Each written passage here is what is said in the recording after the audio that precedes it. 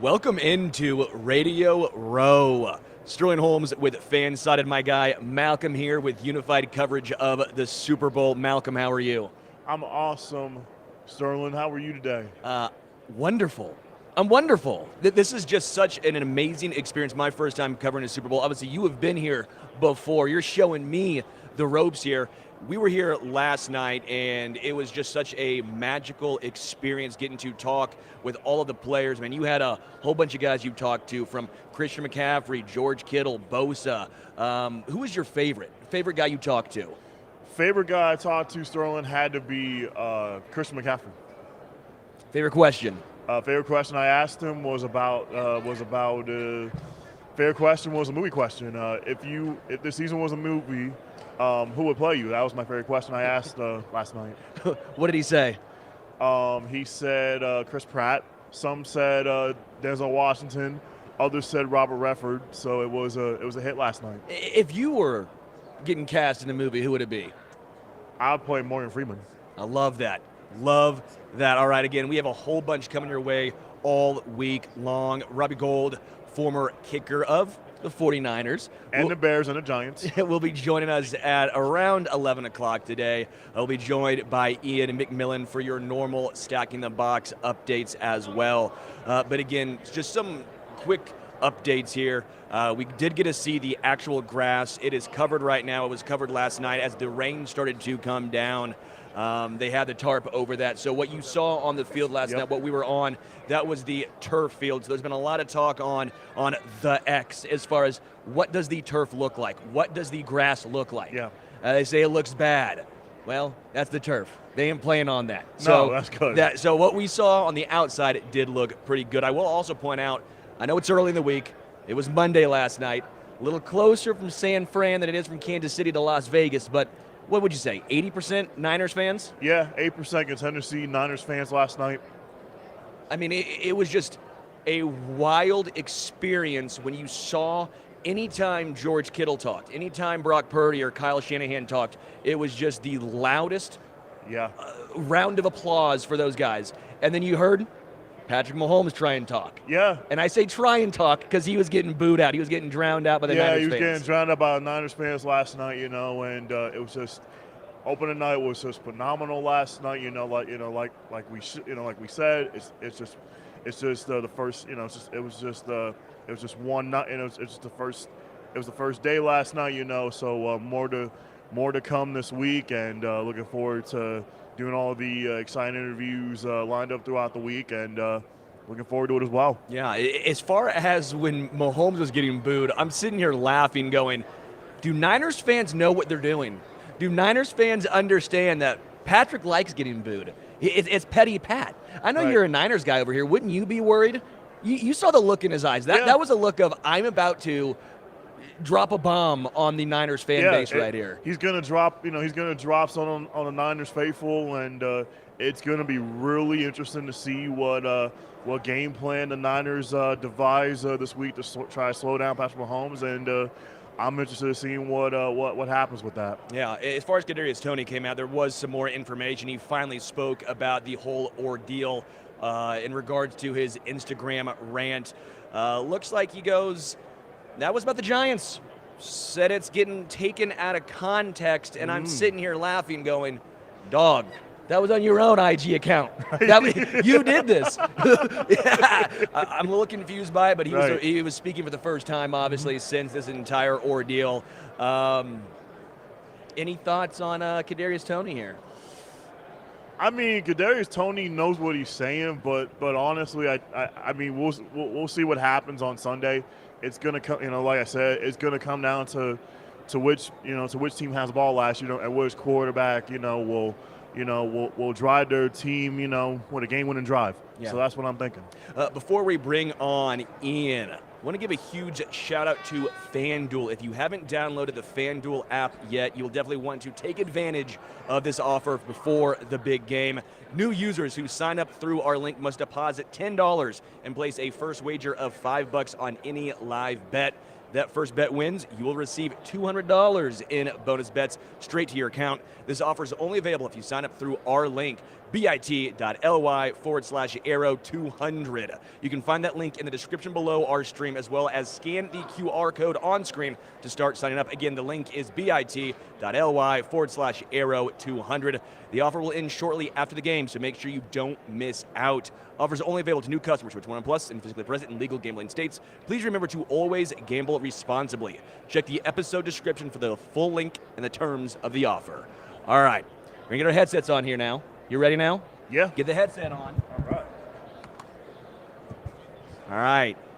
Iain MacBetts. Iain, how you doing? I'm doing fantastic, my friends. How are you two doing on this fine Tuesday of Super Bowl week? Wonderful, Ian.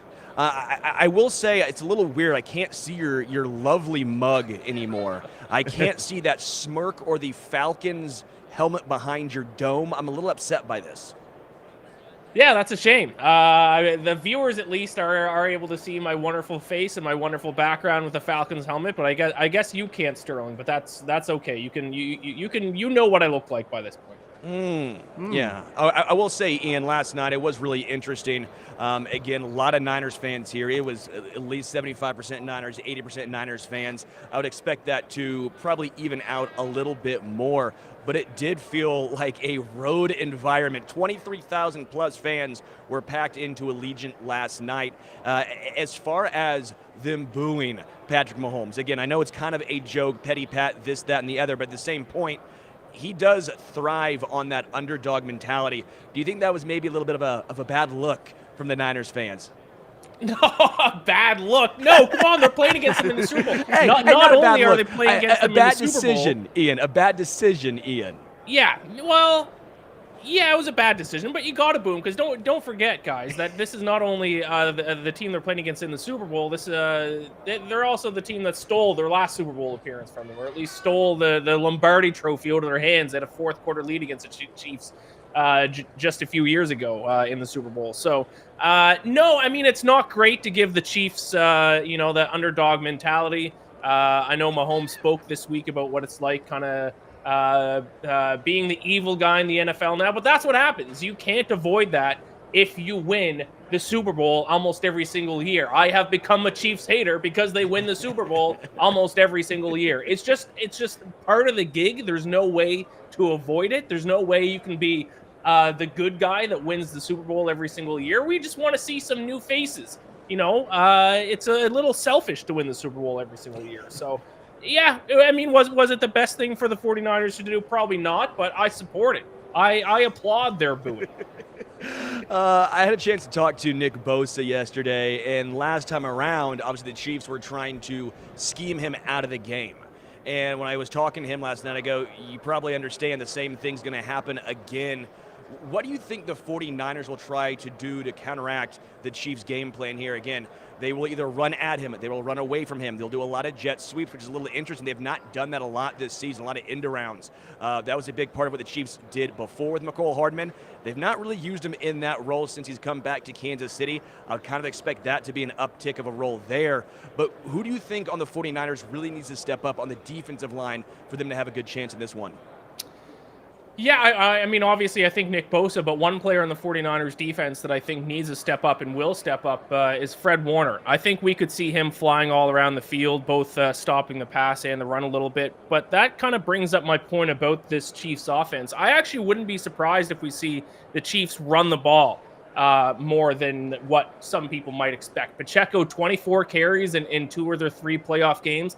And I know kind of the narrative around the Chiefs defense is that the way to beat them is to run the football, but I actually think the weakness of the 49ers defense is their run defense as well. So I wouldn't be surprised if the Chiefs run the ball more than people expect. And that means that not only necessarily the pass rushers for the 49ers defense has to step up, specifically Nick Bosa, who Nick Bosa's had a relatively down year compared to previous years. 18 sacks last season, only 10.5 sacks this season. So yes, pass rushers are going to play a big role, but I also think linebackers, and I'm looking at Fred Warner specifically, needs to have a big game to not only stop this seemingly unstoppable Chiefs passing offense, but to help slow down the run too. If they can do that, they're going to be in this game in the second half. So, Ian, would you say there's any other? Is there any other Niner defender? Would you say that would need to step up besides Fred Warner in your mind? Yeah, Dre Greenlaw is another one that I think needs to step up. He needs to have a big game. Really, everyone, you have to play perfect to beat this Chiefs offense. We have seen teams not play perfect games, and when you don't play a perfect game and you give the Chiefs a chance to win the game, they will do that more often than not. We saw it the Ravens last week. 2 weeks ago now. They certainly did not play a perfect game, and the Chiefs were able to get the win. The Bills certainly didn't play a perfect game. They are able to get the win. So we can't have anyone on the 49ers defense play poorly, but in terms of the players specifically on their defense that I'm looking to step up, Fred Warner's one, and Dre Greenlaw is the other. This linebacking core, I actually think, is going to play even a bigger role than their pass rushers necessarily will. And then on the Chiefs side of things, I think the Chiefs linebackers, in my mind, this is going to be a big matchup. Obviously, not just George Kittle. How will they use Kyle Juszczyk? Yep. You're going to have to be very aggressive getting downhill. Obviously, Nick Bolton, I think what he does best is his IQ. Very intelligent, right? But obviously, you have the addition of Drew Tranquill, very, very versatile. They've been using him, Spagnuolo, in all different roles. Leo Chenal starting to get more involved. Talking with him last night, he was enjoying at times being used as a edge rusher, right? Get a little more quickness on the defensive line there on the outside. And then obviously you have Willie Gay Jr. as well. He should be back with that neck injury. As far as the biggest matchup for me, it's going to be Chiefs linebackers against San Fran, George Kittle, Christian McCaffrey. What do they do? How do they try and stop Christian McCaffrey, not just on the ground, but through the air? Is that a matchup you're looking at as well? Yeah, for sure. I think if the 49ers do win the Super Bowl, I think the MVP of the game is going to be Christian McCaffrey. A running back has won MVP, Super Bowl MVP since I believe it was 98. Terrell Davis with the Broncos, the last time Super Bowl MVP was a running back. I think that could change this weekend because, like everyone says, I don't think it's going to come as a surprise to anyone now. The way to beat the Chiefs defense, their one weakness on the entire team might be their run defense, and now they have to go up against one of the most effective rushing attacks in the NFL, which is obviously led by Christian McCaffrey. And as you mentioned, they have more than one way to get the ball in Christian McCaffrey's hand. They can hand it off to him. They can utilize him in the passing game, both short dump offs and send him down the field a little bit. So yeah, I think that's going to be huge. And George Kittle is another one, as you mentioned, Sterling. I think that's he's going to play a huge role in this game. We have seen some games this season that Kittle has been kind of quiet, at least on the stat sheet. But don't underestimate his ability to block as well. So he's going to play a big role, not only in catching the football, but blocking for Christian McCaffrey and this 49ers run game as well. So, yeah, I think you nailed it. Even more so than Brock Purdy, I think two of the most important players this game for the 49ers offense is McCaffrey and Kittle. Do you see Brandon Ayuk having a big game for the Niners, Ian, and Deebo Samuel as well? Yeah, I think Brandon Ayuk could. I think Brandon Ayuk might be the most underrated receiver in the entire NFL. If you look at like PFF rankings, like he was top 3, top 5 all season.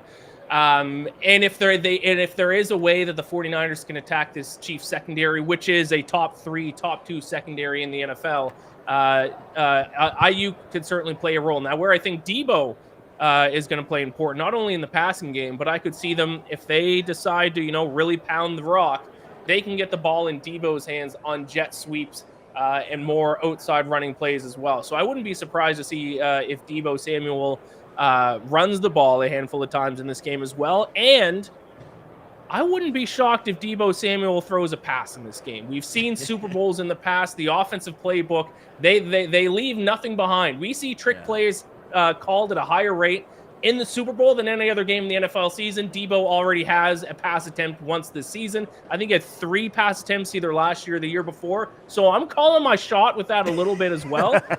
If Deebo Samuel throws a pass in this game, you heard it here first. It's gonna happen. Hey, I'll tell you what. I'll see if I can, since we're in Vegas, I'll try and find if I can place a bet on that, okay? Yeah. I don't know what the odds would be, but I'll see what I can do. One thing I will point out, the Chiefs have done a great job. While you did mention, if they do have a weakness defensively, it is, again, stopping strong rushing attacks. But what have they done in the playoffs?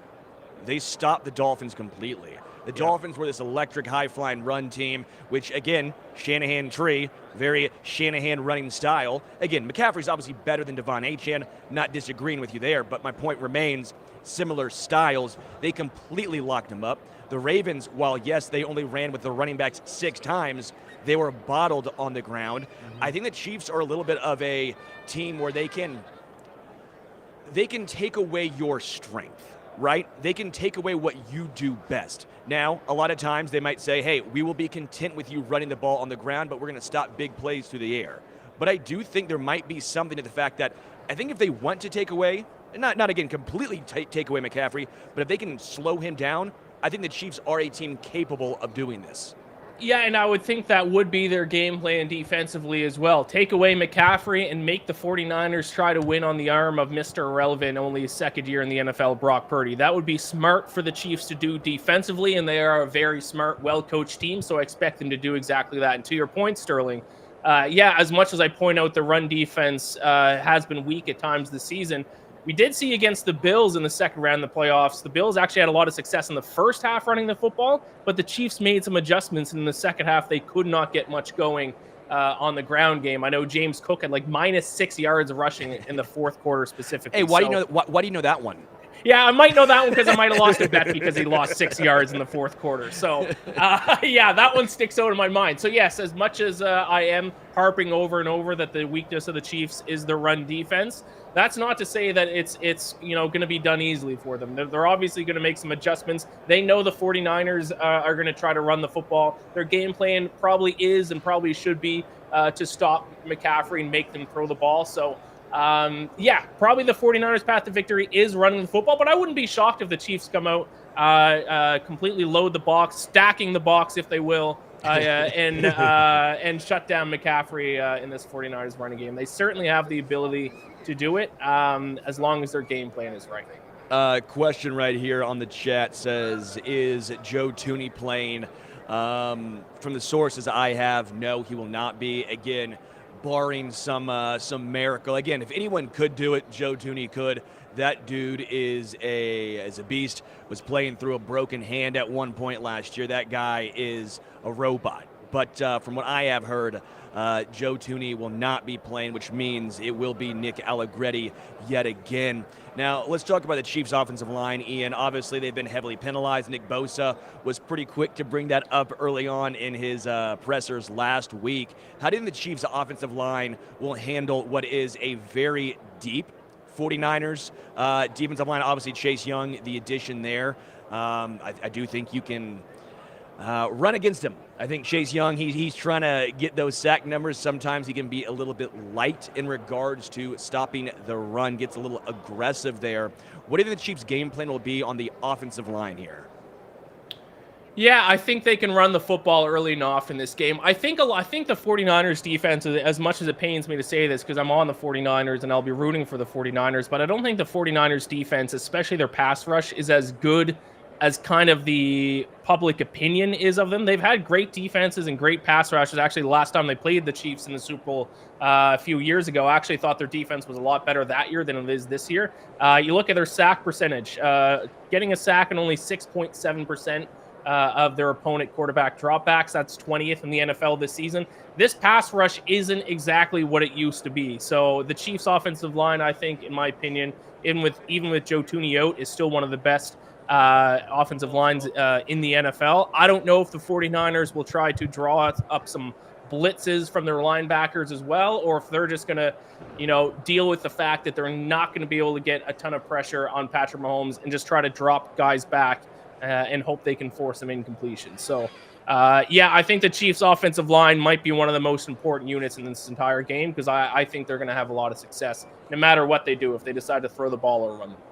All right, Ian, this is my first time in Vegas. What do I need to do? I asked Jacoby Myers and Aiden O'Connell this yesterday, and they both said I need to go to the Sphere. And I'm sitting here going, I don't have as much money. Like, what am I can't afford to go see you two. Like, well, come on, guys, help me out here. So, Ian, what do I need to do here? What should I stay away from? I've not gotten a lot of help on Twitter. People on Twitter are ruthless. I'm not going to be able to help you either, Sterling, because even though I am a sports betting guy, I work in the industry and have for a number of years now. Believe it or not, I've never been to Vegas. I'm shocked by that, honestly. Ian, you strike me as a guy who'll be sitting at the blackjack table until 4 a.m. and someone has to drag you away. Which is why it might be a good thing that I've never been to Vegas. I don't know if I would survive. I don't know if I'd be able to leave Vegas. So, I don't know, Sterling, is there some cheap golf around there? You can use one of those golf balls that I bought you. I don't know, did you bring your clubs to Vegas? Didn't bring the clubs. I thought about it, and then I saw the schedule. Strong schedule, so we will not be hitting the sticks out here. I also looked up, Hunter decided to send me the pricing of one of the local golf courses here, and no, Ian, unless you're trying to fund this, no. But I will take you up on your steak dinner here in Vegas. I think that's probably a smart move for me. Yeah, there you go. Yeah, I still owe you the steak dinner. Maybe you can find a little mini putt. Go play around a putt-putt. Might be a little bit cheaper and a little bit quicker as well. Round of golf's not exactly a quick outing, so with you being that busy, maybe you just go play some putt-putt. A couple of comments right here on the chat says, go card collecting. Is that still a thing there? I know exactly what you're talking about.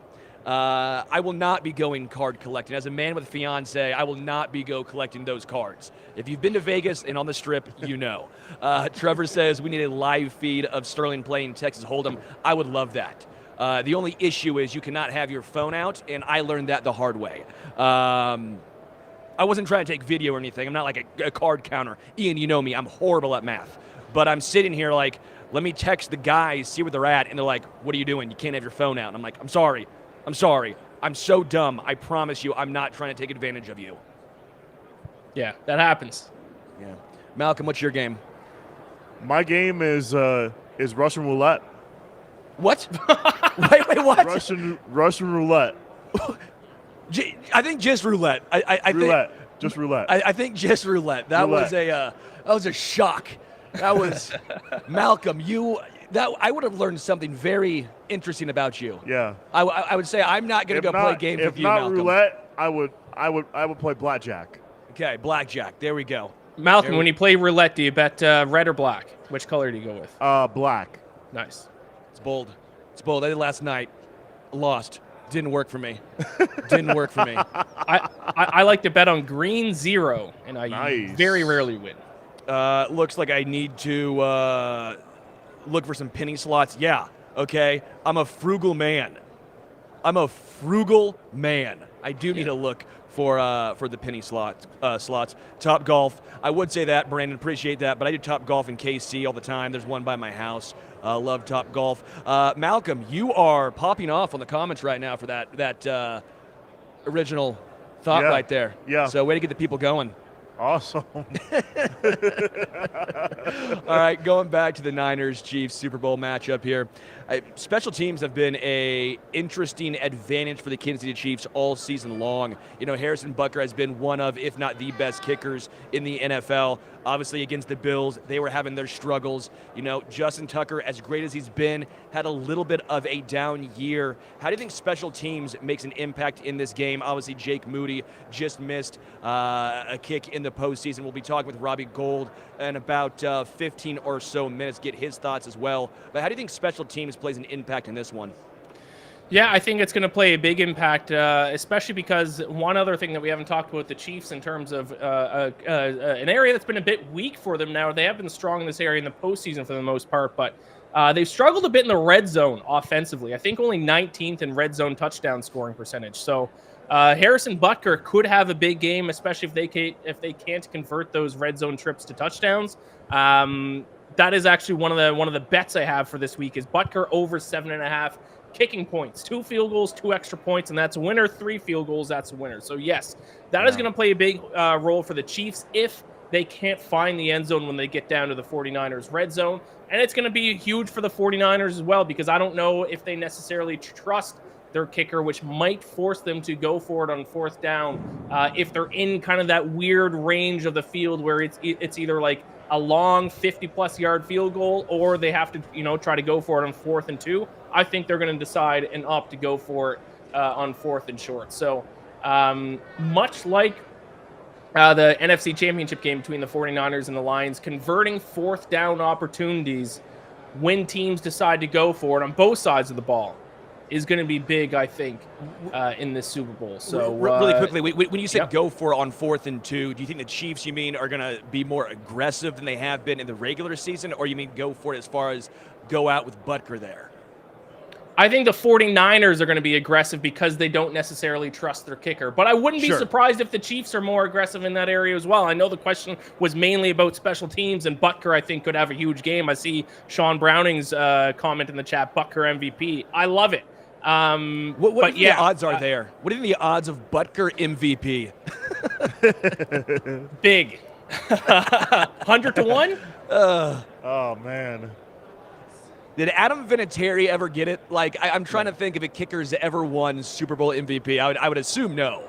Like, that seems like an asinine question to even ask, but then I'm thinking of, like, would Vinatieri have done it at some point in the snow?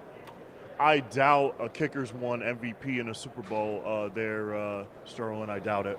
Yeah. I have just looked it up. A kicker has not won MVP. So they're due is what you're saying. They're due. Yes, but let me ask this question for you guys, since we're on the topic of Super Bowl MVP, if I may. A couple linebackers have won it twice in the past, I think, 13 Super Bowls. If the two of you could pick a defensive player that could win Super Bowl MVP, what player would you name?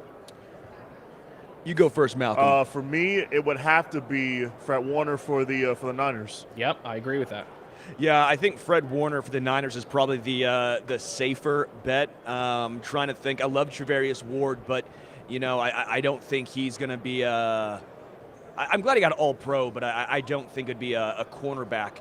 I'd probably go L'Jarius Sneed, cornerback for the Chiefs. Like I don't think a quarterback for the Niners, but I do think a quarterback for the Chiefs could be the guy. L'Jarius Sneed, whether he is traveling with Brandon Ayuk, Deebo Samuel, getting sent on a blitz, Spagnuolo is going to use him as a chess piece. If he ended up with a sack, 10 tackles, and an interception, that has to get it done. And if you can pick one guy to do it on the Chiefs, it probably would be him. Chris Jones? Chris Jones would be the other guy. I don't think it'd be a linebacker. It's funny. Like, I think if it's on the Niners, I think you're looking at a linebacker getting the nod. I think if you're looking at Kansas City, you're probably looking at a secondary member getting the nod. Chris Jones, I think, has a chance. I talked to Aaron Banks yesterday, obviously offensive guard for the 49ers, and what it's going to be like going up against him. I also brought up the fact that Spagnuolo brings a lot of exotic blitzes, and what's that do for an offensive lineman? Just a lot of added pressure on him. I don't know how many one-on-ones Chris Jones is going to get. The same reason why I don't think Nick Bosa is going to get Super Bowl MVP. The same reason I don't think Chris Jones is going to win Super Bowl MVP. They're going to try and take him out of the game. They will not allow one-on-one opportunities. So for me, again, I think I'm going L'Jarius. All right, I like it. Sean also asked in the chat, Kelsey MVP as a tight end never won MVP. A tight end has never won Super Bowl MVP. So if it's ever going to happen, could be this game as well. Two pretty good candidates in George Kittle and Travis Kelce. Yeah, absolutely, Ian. What bets do you have this week? You're the betting guy. Iain MacBets. You literally have it in your handle, even though you've never been to Vegas. So I'm kind of questioning your pedigree here. And even though I had to get some golf balls from you, I still trust you. I still trust you here, Ian. What bets do you got rocking? I got a ton. There was a couple. One I already mentioned, Harrison Butker over 7.5 kicking points. Another one that's kind of related to something we were talking about, Nick Bosa. Actually, am betting on him to not record a sack. Like I mentioned earlier, a little bit of a down year for Nick Bosa this season. Only 10.5 sacks in 17 regular season games. Chiefs have one of the best offensive lines in football. Mahomes only gets taken down 1.5 times per game. So I got Nick Bosa to not record a sack. And also I got Brock Purdy over his rushing yards. Set at 12.5. I think we could see Brock Purdy take off with his legs a little bit. He did it against the Lions, 48 rushing yards against them, 14 rushing yards against the Packers in the divisional round. And with how good the Chiefs secondary is, I wouldn't be surprised if Brock Purdy has a few times where he drops back to throw and sees not a single person open and is forced to take off with his legs. So I'm surprised that it's set at such a low number, especially with how often he ran against the Lions. So 12.5 for Brock Purdy rushing yards. I like the over on that one as well. Yeah, rip that one, dude. Ian, I am a huge fan of that one. Actually, as a Chiefs guy here, obviously, I'm a little bit nervous in regards to Brock Purdy and his legs. I think he's a little bit more athletic than people give him credit for, a little bit more mobile. Yeah. I think that might be one of the X factors in this game. Obviously, I think the Chiefs can do a good job, but they're not going to put a spy on him. You know, I've seen a couple people say, well, do you put a spy on Brock Purdy? No, you're not, man. He's not Lamar or Josh Allen. He's not going to take off that often. But I do think when a play breaks down, he is more capable than a lot of people are giving credit to. As far as his ability to make big plays here, Ian, I want to ask you this one because Lamar Jackson made a couple of big plays in that game, and it still wasn't enough. The only way the Bills really scored in that game was Josh Allen at times making only plays that him, Mahomes and the elite quarterbacks in the NFL can make. If Brock Purdy can't make 2 or 3 elite quarterback plays, I don't see them having a chance. Do you think Brock Purdy has that in him to make consistently big elite plays like these top echelon guys? I think he has a couple in him. If he needs to do it all throughout the game, then the 49ers are going to be in a lot of trouble. But we saw, even though he got off to bad first halves in both the game against the Packers and against the Lions, he came alive in the second half in those games and did make some key big throws when he had to. Now, yeah, I mean, that helmet was only Brock Purdy could use that helmet. Yeah. No, you can't. A Chiefs fan can't say that. The amount of plays that have gone the Chiefs' way over these past few years, yeah, okay. It was a lucky bounce off the helmet. But he still made some other big throws in both of those games, late in the game, too, when the pressure was on. So what I would say is, yes, I think he can make a couple of those throws, but he needs to specifically avoid the terrible starts that he's played now 2 weeks in a row. He's been bad in the first half. And if he gets off to a bad start in the first half against the Chiefs, whether that's an interception or just some missed wide open throws, he's not going to be able to make a second half comeback like he did against the Packers and Lions. If he starts off slow again this Sunday, game over. Chiefs are back-to-back champs. All right, before I let you go here, because we will be bringing on Robbie Gould in just a few moments. Score prediction. Do you have one yet? I know it's Tuesday, but this is when we always make our score predictions. Who do you have winning, and what is it? My score prediction is 49ers 24, Chiefs 20. Why are you a hater? Like, why? I asked Will Compton this last night. I said, why are you a Chiefs hater? And he goes, because it's so dang easy to rile you guys up. And I thought that was pretty funny. So is this your actual thought? Like, are you putting money on this? Or is this one where you go, you know what, I've been a heel all year long on Stacking the Box. I got to stick with it.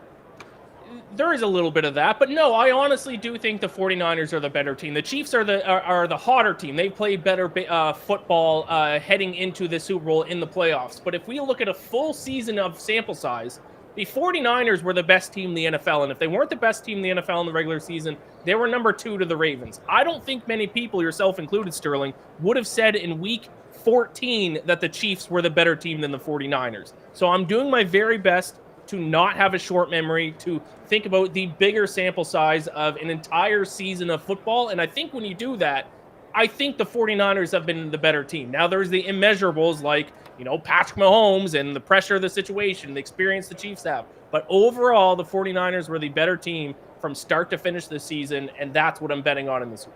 Ian, appreciate the time, man. Good stuff as always. A little abbreviated for you today. I'll give you your time back, okay? Thank you so much. Yeah. All right. Ian, appreciate it, man. We'll be in touch. All right. Care, Malcom, what do you think an X factor is in this game? Who do you think an X factor is? Obviously, Fred Warner defensively, but not just these guys, not just the big names. Right. Maybe a name that's not being talked about enough. Who's going to be an X factor here? Key factor for me, Sterling, would be is going to be Donovan Smith, the offensive lineman for Kansas City, because he's the most penalized. What was that? One more time. I apologize. Donovan Smith for the Chiefs, yeah. Now, obviously, Nick Bosa brought that up a little bit earlier on in the week, the penalties that he brings.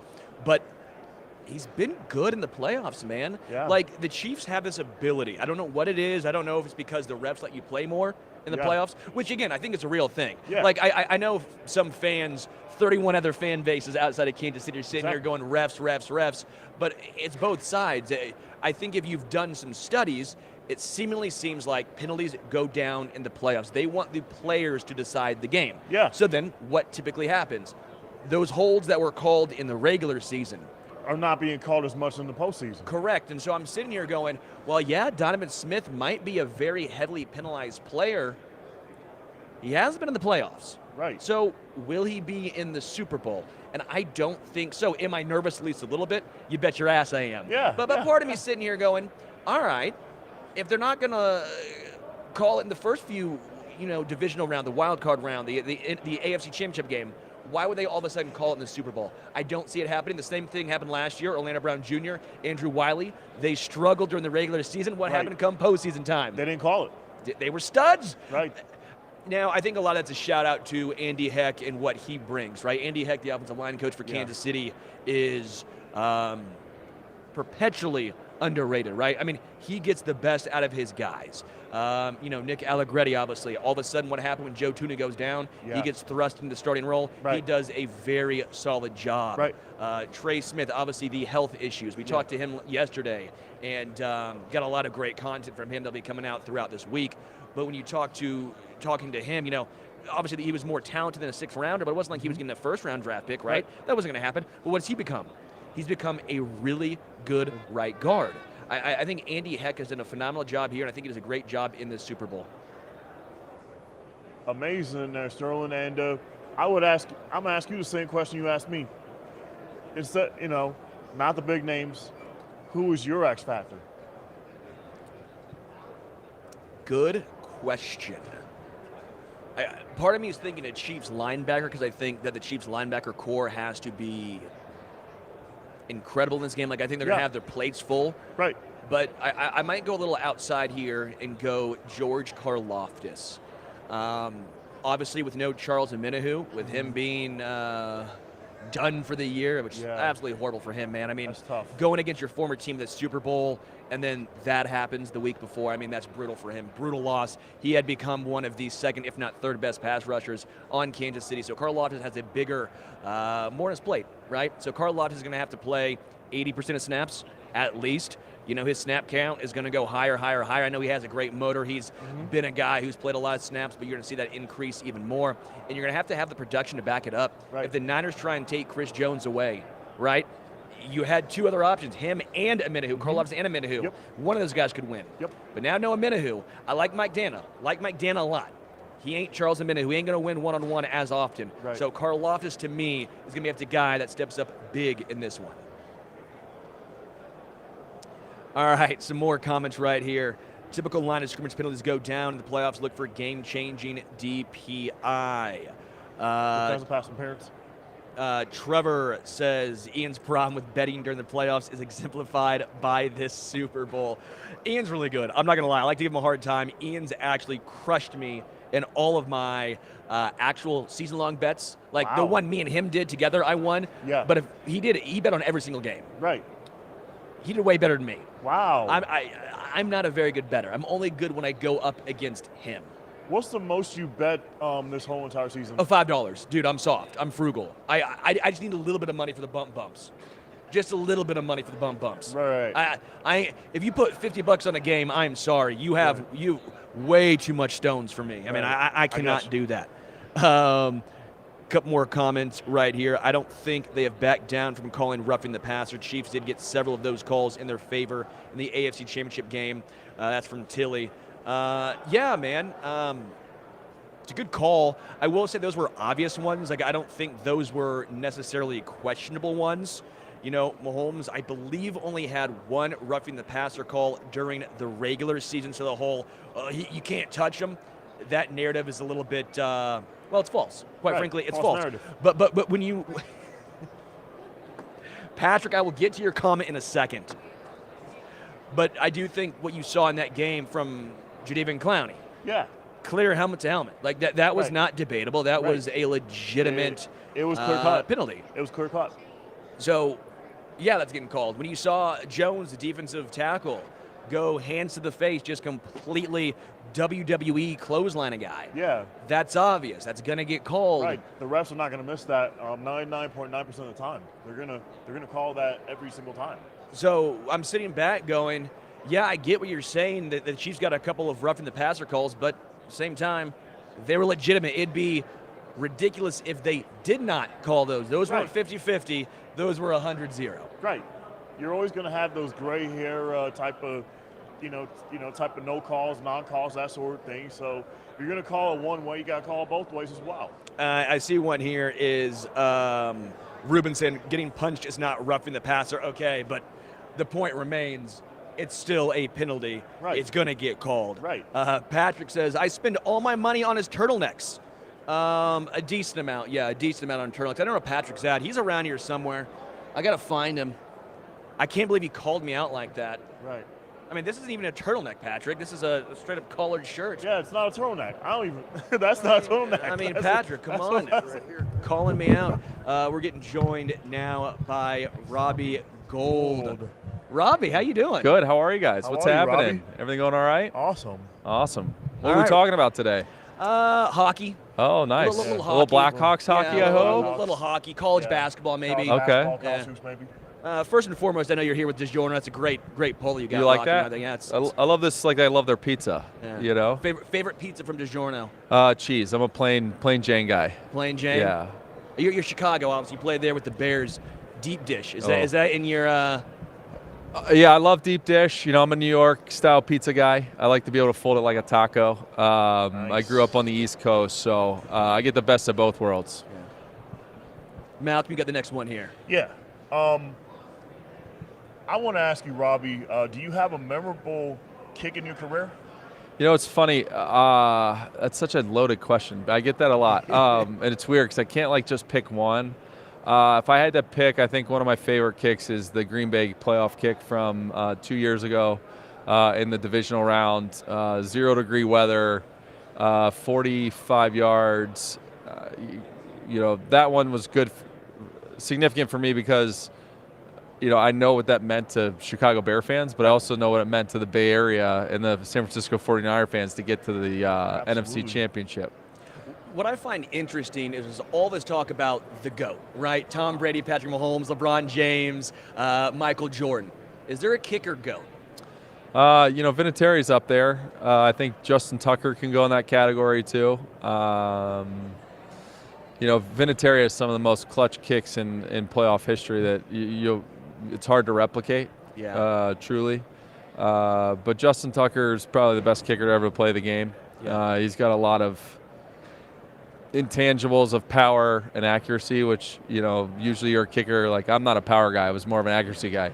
But he's More got an Anderson style. Yeah, right. More an Anderson style. Yeah. But he had both, which is unique to see.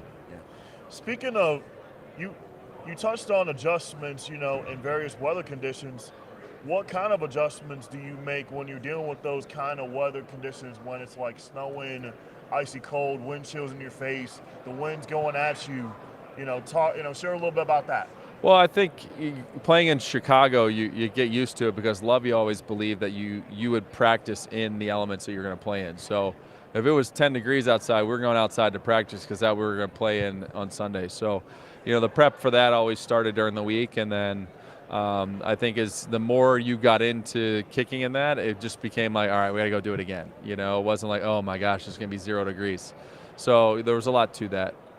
Why do teams give up on kickers so quickly? Like, I always find this very interesting because I get it's a results-oriented business. I understand that. But when you see guys like Young Wei Koo, right? He struggled his first stop, then what happened now? Now he's one of the better kickers in the entire NFL. Why do teams rush this process so often? Well, I think a lot of it has to do with they're younger, right? Yeah. A lot of teams want to get young at that position. They don't want to pay the guy an older salary to be able to get maybe 2 players to fill out their roster. So, I think the big part about what you're seeing or what you're going through is they'll pull the plug quicker because one kick that you miss might cost you a playoff opportunity or a playoff game for that matter. Speaking of the Niners, What do the Niners do so well to be near the top every single year, Robbie? Mention that a little bit. Yeah, I think, it's taken them a long time to build that, just like the Kansas City Chiefs, right? I think you find the right guys, you draft the right capital, you get the right guys in free agency, you get the consistency of most of your coaches being there all the time, so you can actually build a program or a franchise, because a lot of your guys will know the offense. It's not changing out every single year. So I think, you're reaping the benefits of having one of the most brilliant minds of Kyle Shanahan in the game. You're having guys come in that know what the defense can do, and filling a guy in there that has the same philosophies. And I think you're seeing them be able to have stability and consistency, and that resonates to the players, which resonates to them being able to be in these positions. I know you said you're a cheese guy, but what all do you have rocking with DiGiorno right now? It's pretty unique. For the second straight year, they're doing the DiGiorno Doinks, which I know is come on. It's a little bit of a Chicago kicker. fans can't. Yeah, they can't enjoy that word. So everyone can go and register at DiGiornoDoinks.com, and if a ball during the big game hits the upright or the crossbar, there will be a chance for people to win free pizza.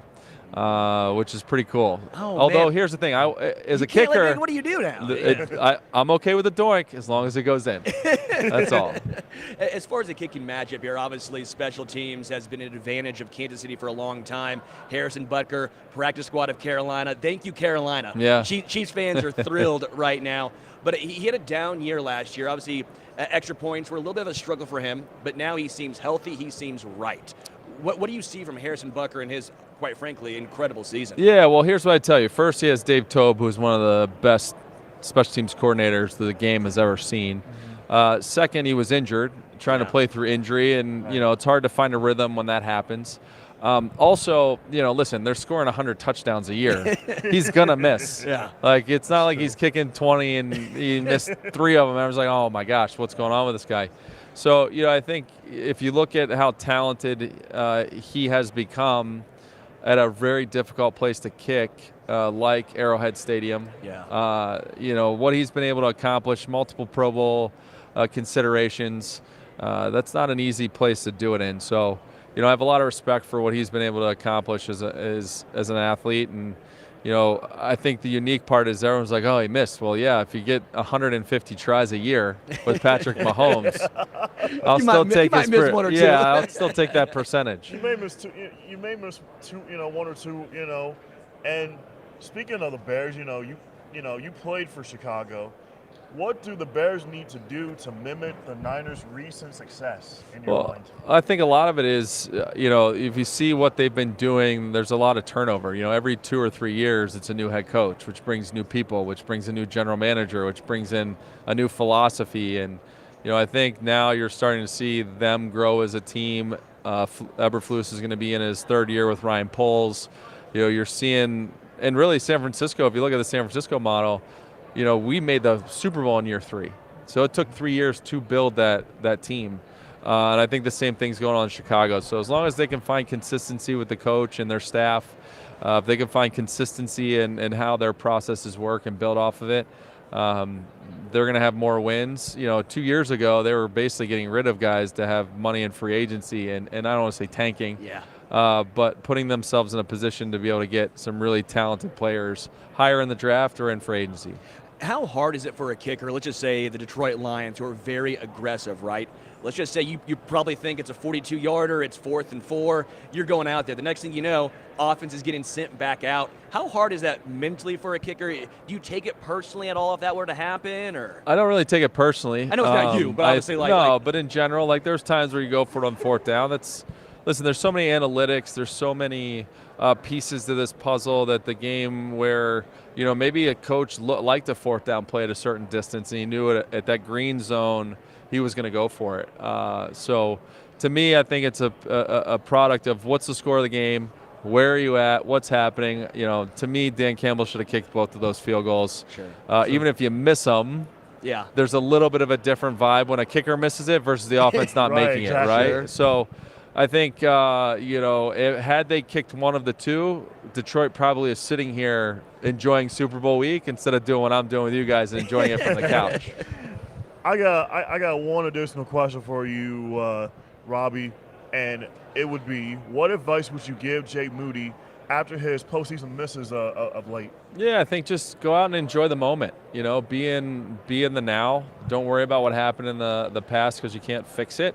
And like I said, he's been in big-time moments before with Michigan in the college football semifinals. So I know he'll be able to bounce back, and I think he'll be able to have a really nice game on Sunday. In regards to dome versus obviously outside, who does that give the advantage to? Again, Harrison Butker, I think, is one of the best kickers in football.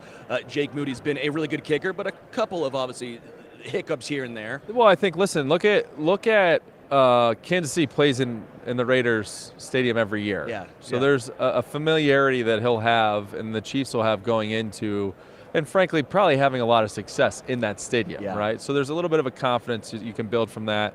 If you look at Jake Moody had a really good senior all-star game here. Yeah. I think last probably January. And so I think they played here as well early in the season and had some success. So there's a comfort level for both of those guys. In regards to grass versus turf, obviously a big deal for a lot of football players. You don't hear it as much with kickers, I feel like. Where do you land on the grass versus turf? It doesn't matter to me. I think it just matters where you're at. Like if you are in Chicago, you want turf. It just makes it easier on the elements. I think one of the things to watch out for on Sunday is going to be, this field is going to be very similar to what the Arizona Super Bowl was because it grows in a desert. It's the same kind of concept of rolling out on trays. So, I think the defensive line is going to play a big part in who's going to have or become the Super Bowl champ. And you saw last year two defensive lines who were really good get slowed down by the turf. To me, I think that the biggest game changers that could happen on Sunday is going to be predicated on two defensive lines. Robbie, really appreciate it. Before I let you go, okay, one last time, DiGiorno, tell us about the doinks. Go to DiGiornoDoinks.com, and let's hope they hit the upright and go in and win some free pizza. Robbie Gould, really appreciate it. Thanks, guys. Thanks appreciate for it. your time, Robbie. Appreciate it. Solid. We'll be joined in just a few moments by Gracie Hunt. She'll be up next, the daughter of Clark Hunt, the owner of the Kansas City Chiefs. Man, Robbie's awesome. He was phenomenal to talk to today. I found it interesting when he said it doesn't matter as much in regards to whether it's grass versus turf. Right. Because I've talked to a few kickers, and they mostly prefer grass. I did notice something a little interesting in regards to Harrison Butker earlier this year. Yeah. On the miss in New England, that's that synthetic. It's a little bit of a combo, right? And so when you have that combo, he missed there, and that made me a little bit nervous. But again, here in Las Vegas, while it is the grass he got injured on in Arizona, it's at least grass, and he's been nails on grass. I loved what he said, as well, starting that it doesn't really matter, the kicking conditions where he kicks them. He wants to just, knock it through the upright, and just do it when it matters most. Yeah. Again, we'll be joined by Gracie Hunt in just a moment. I do find it just interesting as far as the kicking matchup in this game because you have seen Harrison Butker be nails for so long, and Jake Moody, again, as you talked to him about, went through his struggles. Gracie Hunt, daughter of Clark Hunt right now, the owner of the Kansas City Chiefs, joining us now. Gracie, how are you? I'm doing fabulous. It's so good to be here with you guys. It's an exciting time, and the energy here is just incredible. Well, now it's just like you come every single year because the Chiefs are here every single year. Well, we're just so grateful. We know how hard it is to get here, and it's such a special opportunity. And I saw you had some awesome interviews last night at opening night. I was there as well, and sad I didn't get to say hello, but I just saw the clip you posted with Justin Reed, and it was awesome. Awesome, Gracie. Talk about talk about this whole entire week. What has this week been for you so far? I know it's only Tuesday, but I know as the week progresses, what are you looking forward to the most? I got in yesterday and went straight from the tarmac to opening night, so I was off and running pretty quickly, and then this morning we're obviously here at Radio Row for a few hours, and then come Thursday is when all of the real crazy action starts. We've got NFL honors, the after parties, commissioner's party, and the whole rest of it, and then Super Bowl Sunday, so it's going to be a whirlwind, but we're just so excited for it. What's your favorite part of the week? Just being part of Media Row and just getting to do all the interviews, and looking forward to to do NFL honors on Thursday night. Get to walk the red carpet, which is good, which is amazing, which I've never done before. I've never been to Vegas, and I'm just taking all the moments in, Gracie, as we speak. Just enjoying every single minute of it. I love that, and I've really enjoyed seeing Vegas and all of its Super Bowl swag decked out with all of the decorations. That's always one of my favorite parts of the Super Bowl. I know for you and your dad, how fun is it seeing the Chiefs logo on the Raiders Stadium? I think that we all really, really love seeing it up there. I got to say hello to Mr. Davis last night, and he was so kind and gracious. He's done an absolutely incredible job hosting, and we're just grateful to use this beautiful stadium for this game coming. Talk about Chiefs Kingdom. What does that mean for you? Being in Kansas City, and talk about the atmosphere at Arrowhead. Share what that atmosphere is like. Chiefs Kingdom is family to me. I was born into Chiefs Kingdom and didn't have a choice, but have always bled red, and am just so grateful for the incredible people that I've been able to meet and who I now consider to be family because of the sports industry. And I just can't express how much we don't take for granted the opportunity to be here, and the atmosphere at Arrowhead is incredible, and you'll have to come check it out sometime if you've not been. It's pretty special. It's never been. A lot of incredible barbecue, so much fun in this I've huge never tailgate. been to Arrowhead. All right, well, we're going to have to change that for sure. But this year, it was a different playoff run than what we've had because we were the underdog playing away at really difficult stadiums and, had to overcome beating the Bills, had to overcome beating the Ravens, and crowds that were really dominant by those opposing teams. And so to do that on the road and then to get to be here is just so special. 4 Super Bowls in 5 years, just the appearances at least right here. This is an owner and an owner's family's dream right here.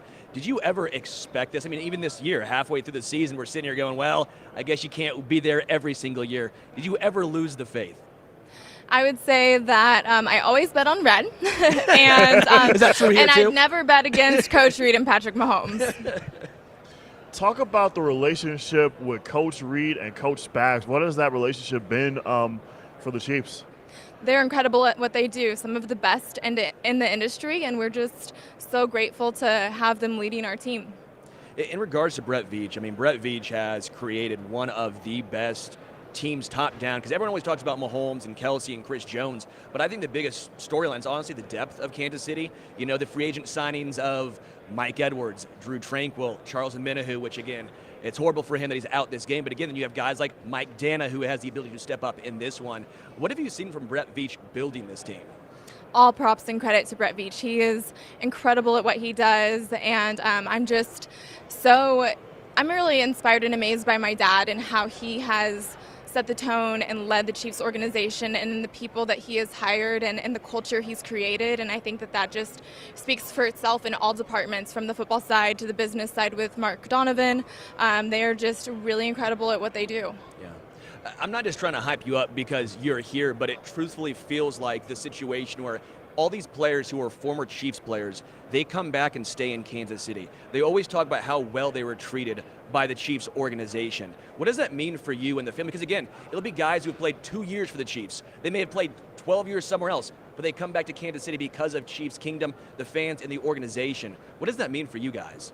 Kansas City has the kindest, most wonderful people, I would argue, in all of the country. And I have family there. And I would just say that Chiefs Kingdom and the Chiefs organization really goes beyond the football field. And we really just become family. We always say football is family. It's one of our slogans. And I think that that's why players come back and establish roots and want to be involved long beyond their playing years.